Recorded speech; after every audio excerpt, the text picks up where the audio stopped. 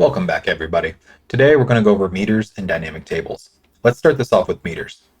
The first meter in this character sheet is going to be our XP meter. In preparation for that, I'm going to go ahead and make a number field called XP value.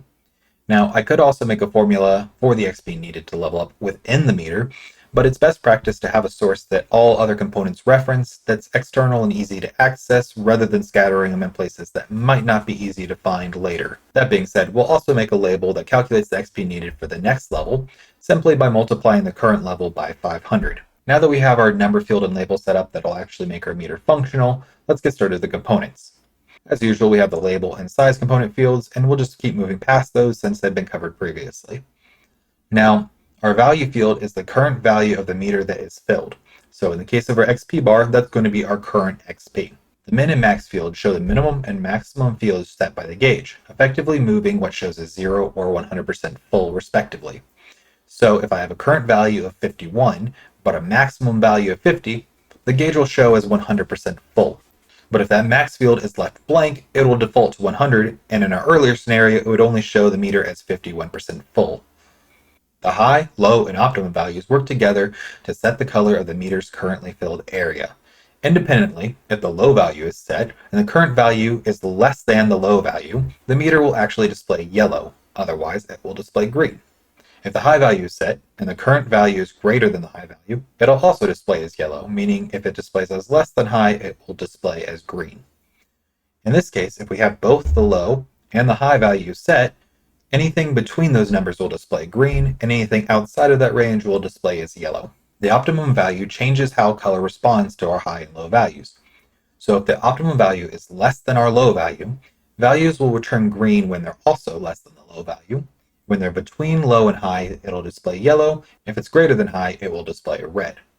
Similarly, if the optimum value is set above high, it'll work just like a classic health bar, where it's green when it's greater than high, yellow when it's less than high but greater than low, and red when it's less than low. Finally, if we set the optimum value between the high and low values, it'll just act as if the optimum value was not set at all, returning green when the value falls between low and high and yellow otherwise. Our last option is text display, allowing us to change if there's text in the middle of our meter and how that text would be displayed, whether it's the current value only, display as a fraction, or as a percentage. For our XP bar, I'll be overriding everything with CSS later, so I'm just going to leave pretty much everything blank or default, setting our current and maximum values so that we can get the correct percentage and then leave the text off. That's going to be it for meters until we go back over how to style them in a later episodes, so let's go ahead and get cracking with dynamic tables. Just like item displayers, we can bold our column names, add confirmation prompts to delete rows, add text if the table has no content, sort our rows, and add hidden columns to keep our visuals clean. Since all those components are so similar, there's not really a need to go over them in a whole lot of detail here, and if you need a refresher, feel free to go back to the item displayer video and rewatch that segment. We can also allow players to add their own rows to the table, which alludes to the unique purpose of the dynamic table. Dynamic tables allow us to define columns and define what each new cell in that column should contain. Since players are constantly meeting new NPCs, I don't really want to add all possible NPCs as default rows or manually have to open each character sheet and add a new row myself, so let's also make sure they have access to add their own rows. Just like item displayers, I don't really use the hidden columns option, and I'll stick with the column visibility in CSS, but you're more than welcome to use whatever tool works best for you.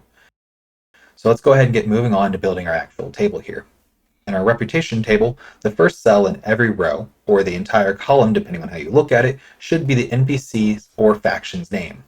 So we can achieve that pretty easily by adding a column that's just a text field or a rich text area that allows the users to input that name manually and titling that column name. Then let's go ahead and add a drop-down that shows the current reputation tier that the NPC has with the player. Which again, we've already covered drop-downs, so I'll just go ahead and add that in real quick. In my personal system, I did use a meter component to track reputation to the next tier. However, that means we will need a button or a number field to increase or decrease that meter's value. That being said, I'm going to opt to use a number field this time and use the number field display option to display as a slider.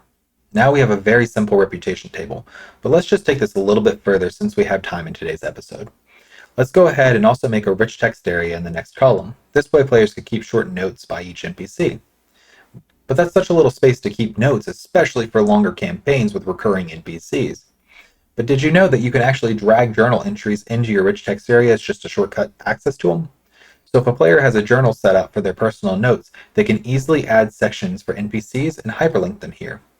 That way, if they have just something really short to write, they can actually just type it directly into the rich text area.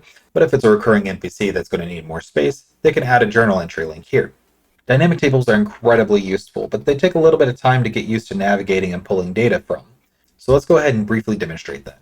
We'll start by making a new column and making it contain a label that shows a font awesome arrow. In the label role message, I wanted to send the NPC's name to the chat, and we'll use this using the sameRow function to get the data contained within the same row as the button. Next, I want the NPC's current reputation tier using the same method on the dropdown. I'll also go ahead and put the percentage to the next tier. Perfect. Just like that, we have a button that sends the information right to chat so that players can quickly share their reputation with the NPCs, with the entire party, or maybe just privately to the GM depending on what option they have selected. That message is a little bit ugly right now, but we'll go over roles and formatting chat messages in a later episode. Since it's come up twice now, let's also go over the lookup function to get information out of our dynamic tables and item displayers. Let's say we wanted to get the NPC with the highest reputation tier. We also want to limit this to only one result for whatever reason.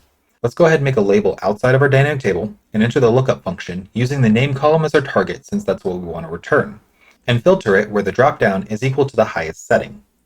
Now this will return all NPCs with the highest possible reputation tier, which we've already said we don't want in this case.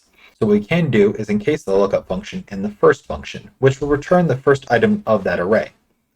And actually, this is such a common combination that the CSB devs have shortened it for us. And instead of first lookup using two functions, we can just abbreviate that to using one function, and that's the find function. For now, we're nearing the end of this episode, so we're going to wrap things up here. Next time, we'll talk about active effects and conditional modifiers. Until then, happy building. Oh, and don't forget to like, comment, and subscribe.